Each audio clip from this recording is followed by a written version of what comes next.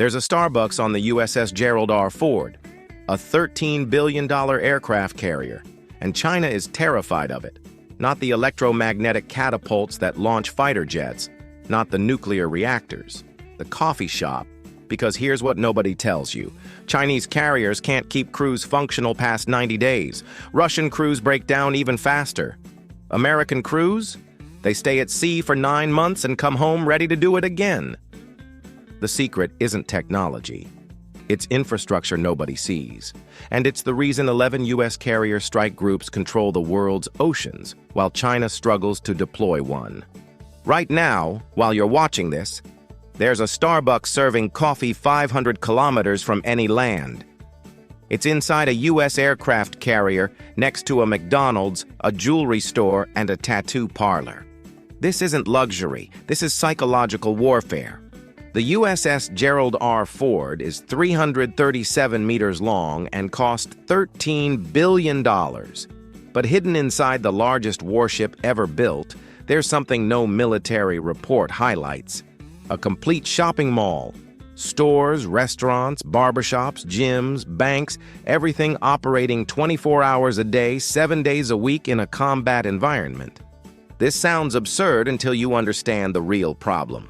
The USS Gerald R. Ford carries over 5,000 crew members. They operate in 12 to 16-hour shifts, and during a typical deployment, they stay at sea for 6 to 9 months without touching land. No access to cities, no stores, nothing but ocean and steel. Now imagine 5,000 people isolated on a ship. No escape, no relief, working to exhaustion every single day.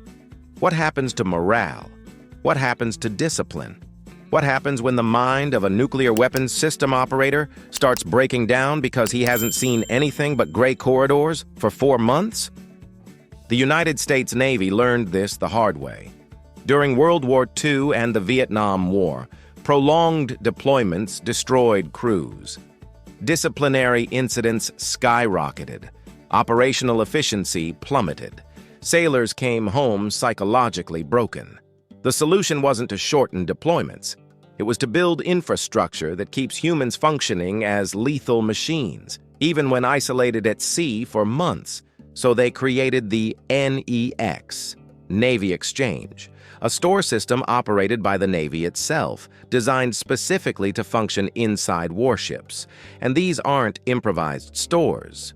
They're complete commercial operations with inventory of 400,000 different items, from toothpaste to video games, from clothes to electronics, everything cataloged, refrigerated, and distributed through a supply chain that would make Amazon look amateur.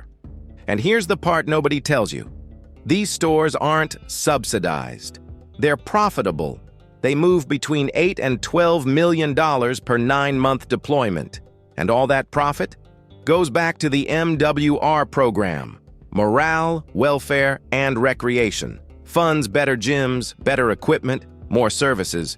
It's a self-sustaining cycle designed for one single thing: keeping 5,000 people mentally stable and operationally lethal.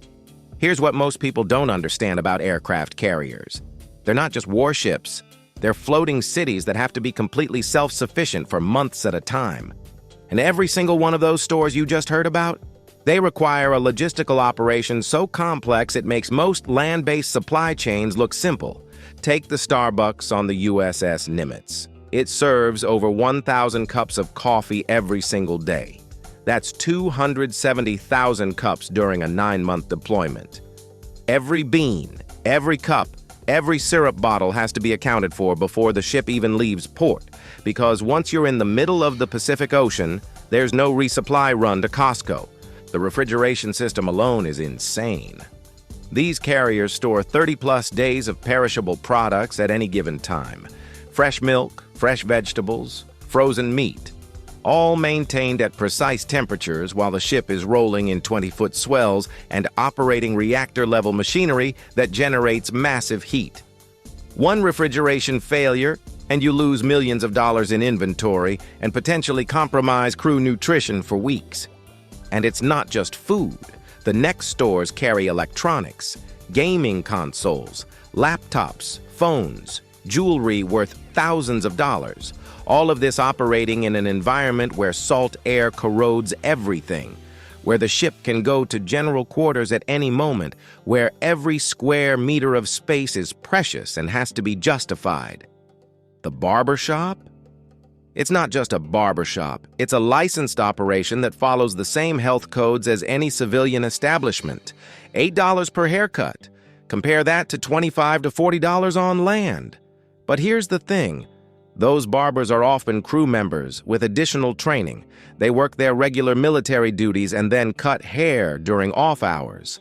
Same with the tattoo artists. Licensed, inspected, regulated, because the Navy learned that if you don't provide sanctioned tattoo services, sailors will do it anyway in unsanitary conditions below deck.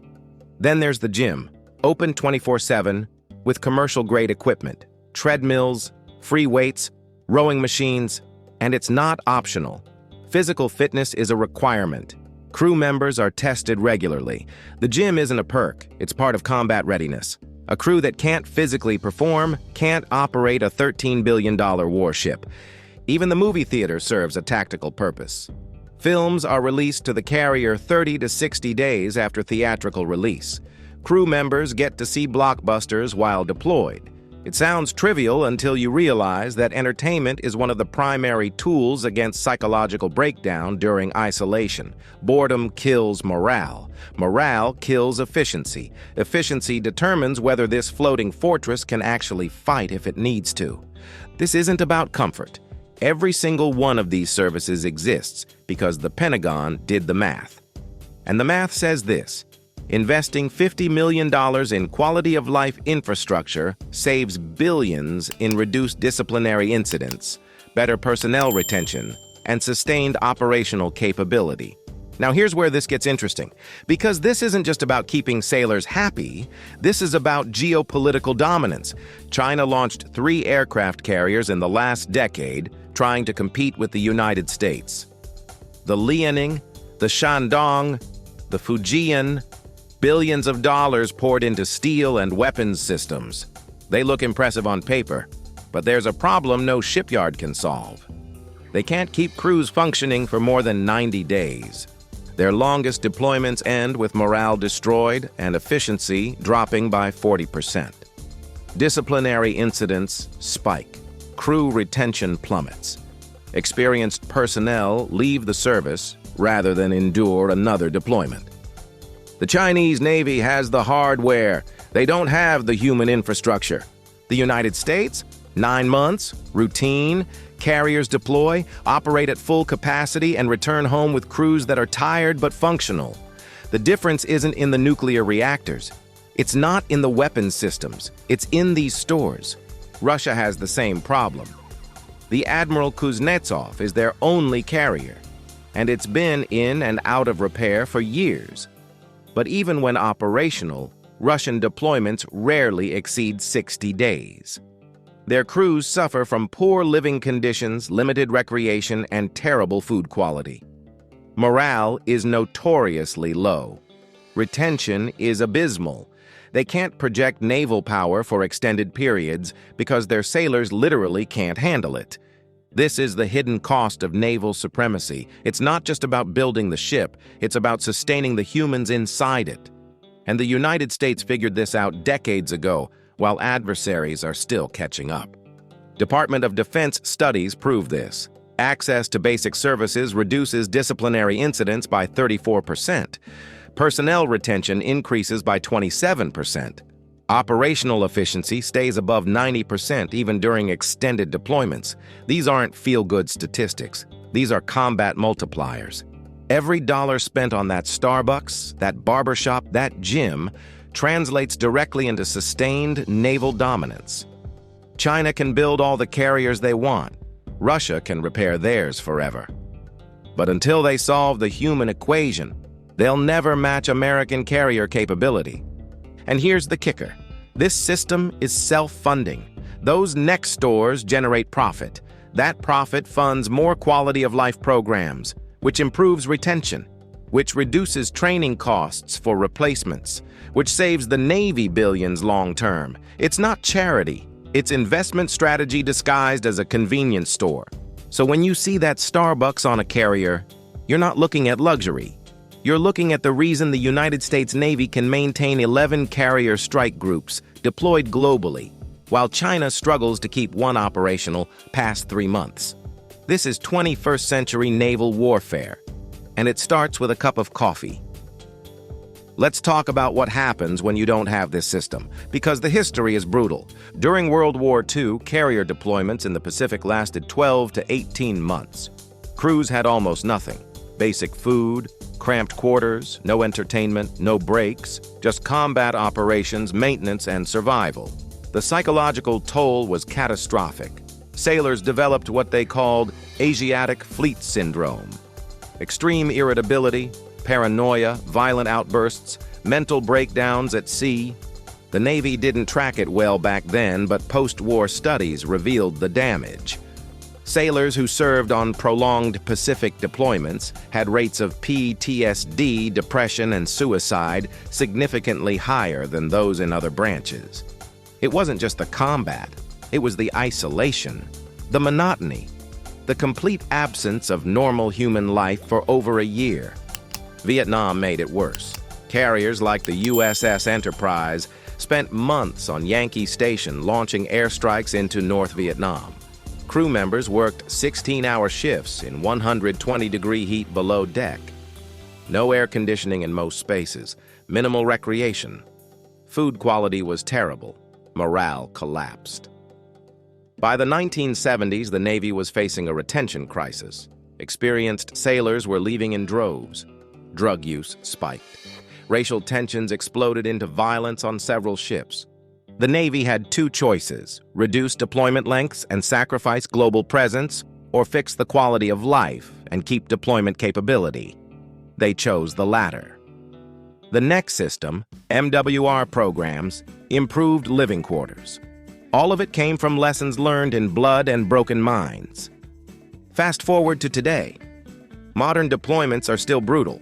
12-hour shifts minimum, high-stress environments, constant readiness drills, the threat of real combat always present. But the difference is survivability. Crew members can grab a coffee, hit the gym, buy something that reminds them of home, watch a movie, get a haircut. These seem like small things until you're 4 months into a deployment with 3 months left and nothing but gray walls and ocean. Studies from the Naval Health Research Center prove it. Sailors with access to quality-of-life services report 40% lower stress levels. Sleep quality improves. Interpersonal conflicts decrease. Mission readiness stays high even in month 7, month 8. Without these services, performance degradation starts at week 10. And it's not just mental health. Physical health suffers too. Without gym access, physical fitness declines. Without proper nutrition options, sailors eat poorly and gain unhealthy weight. Without medical and dental services easily accessible, small issues become major problems. The carrier has full medical facilities, dentists, doctors, surgical suites, because a crew that's physically falling apart can't operate a warship. This infrastructure isn't kindness, it's necessity.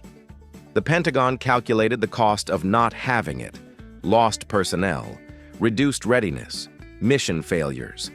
$50 million in infrastructure saves billions in operational costs and combat effectiveness. So let's bring this full circle, because now you understand what nobody tells you about aircraft carriers.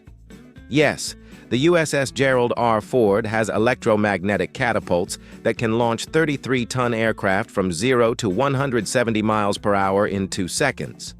Yes, it has radar systems that can track hundreds of targets simultaneously across 200 miles. Yes, it carries enough firepower to level a small country. But none of that matters if the 5,000 people operating it can't function for 9 months straight. The real power of an American aircraft carrier isn't the technology, it's the ability to sustain that technology indefinitely, to park a floating military base off any coast in the world and keep it there, fully operational for as long as necessary. That's the capability that terrifies adversaries, not the planes, not the missiles, the endurance. China knows this. That's why they're not just building carriers, they're desperately trying to figure out how to keep crews on them. Russia knows this. That's why the Admiral Kuznetsov barely deploys anymore. Iran knows this. North Korea knows this. Every rival navy on Earth understands that building the ship is the easy part. Keeping humans inside it functioning at peak performance for months on end, that's the impossible part. And the United States solved it with a Starbucks? Well, not just a Starbucks. With an entire ecosystem of services designed around one principle: humans are the weapon system. The ship is just the platform. You can have the most advanced technology ever built, but if your crew is mentally broken, physically exhausted, and ready to quit, that technology is worthless. Every coffee sold, every haircut, every hour spent in the gym, every movie watched, every item purchased at the Nex, it's all part of a system that allows the United States to maintain 11 carrier strike groups deployed across the globe simultaneously. China has 3 carriers and can barely keep one operational past 90 days. Russia has 1, and it's falling apart. The US has 11, all capable of 9-month deployments, all returning home with crews ready to do it again after shore leave. That's not military might, that's military sustainability. And sustainability is what wins wars in the 21st century. So yes, there's a Starbucks on an aircraft carrier, but now you understand. Every cup of coffee served, every haircut given, every Xbox sold is part of a system that allows the U.S. Navy to maintain continuous global presence while rivals barely leave port for 3 months. This is naval supremacy in the 21st century. And it starts with a convenience store. If this changed how you see military power, hit subscribe. I break down the systems other channels ignore. There's more coming that you need to see. Don't miss it.